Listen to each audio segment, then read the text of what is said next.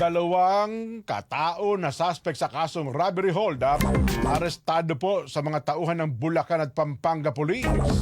Ang detalye mula kay Nori Fidel. Nori, good morning. Sa pinagsalib na pwersa ng Bulacan Provincial Intelligence Unit at Pampanga Provincial Intelligence Unit, naaresto ang dalawang lalaki na suspect sa kasong robbery hold-up at umano'y may kinalaman sa mga serye ng hold-upan hindi lamang sa Bulacan, kundi maging sa mga probinsya ng Pampanga, Nueva Ecija, Rizal at maging sa Metro Manila. Sa isinumiting report kay Police Colonel Rele Arnedo ng Bulacan Police Provincial Office, kinilala ang dalawang suspect na isang alias Jam, 29 anyos, at isang alias Mar, 23 anyos, kapwa residente ng Barangay May Sulaw, Kalumpit, Bulacan, na sangkot sa pang-hold up sa isang convenience store sa Barangay Tabang, Plaridel, Bulacan.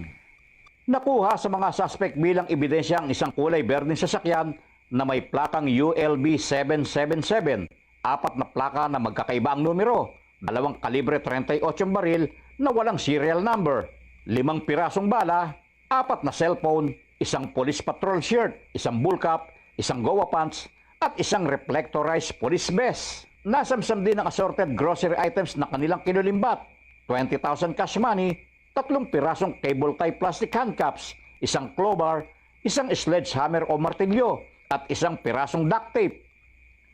Nasa kustodiya ng Plaridel Municipal Police Station ang mga suspect para sampahan ng mga kaukulang kaso.